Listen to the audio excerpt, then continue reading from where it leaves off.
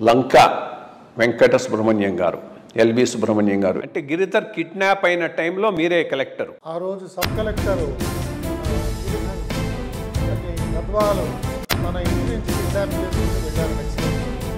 అప్పుడు వెంటనే నేను ఏపీ సివిల్ లిబర్టీస్ కమిటీ సభ్యులతో మహబూబ్ నగర్లో కూర్చొని మాట్లాడి చాలా జ్ఞాపకం. మల్లు మాసిరెడ్డి గారు ఏపీ సిఎల్సీ సెక్రటరీ ఉండేవారు. ఆయన్ని వెంటనే నేను కబురు పెట్టి మాట్లాడి పెట్టుకోండి అని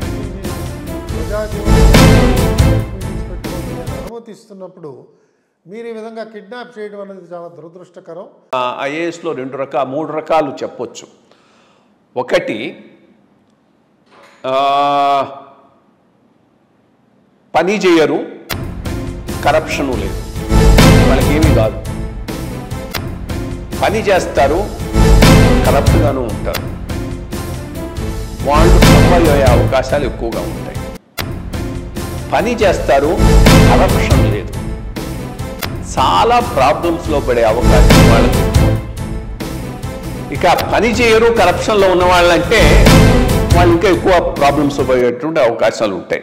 ఈ జిల్లా అనుభవాల్లో పరకాల్లో ఉన్నప్పుడు గోదావరి వరదలు చాలా చాలా తీవ్రంగా వచ్చాయి. ఆ వరదలు విశేషమైన కార్యక్రమాలు గిరిజనుల కోసం వారందరికీ విశాలంగా ఎత్తైన వాళ్ళ గృహ సముదాయాలు కట్టడానికి ఒక గొప్ప అవకాశం. అలాగే సమ్మక్క సారలమ్మ జాతర.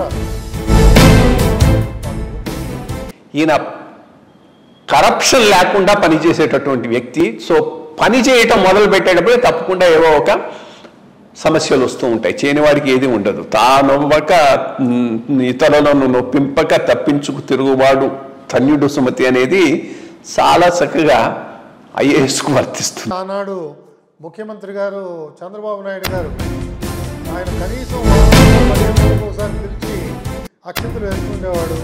కానీ ప్రత్యామ్నాయం లేదు. పెద్దలు దువ్వూరు సుబ్బారావు గారు అయితే ఆయన ఉత్తరం రాశాడు. ఏ రకమైన ఆలోచన అయ్యా ఇది, చేస్తానని చెప్పి ఎస్టీపీని పెడుతున్నావు, ఉన్న చోట చాలా చాలా దుర్గంధం వస్తుంది, ఆ దుర్గంధం వెళ్ళిపోతుంది కదా, ఎవరిచ్చాడు ఈ ఆలోచన, కొంచెం విమర్శతోనే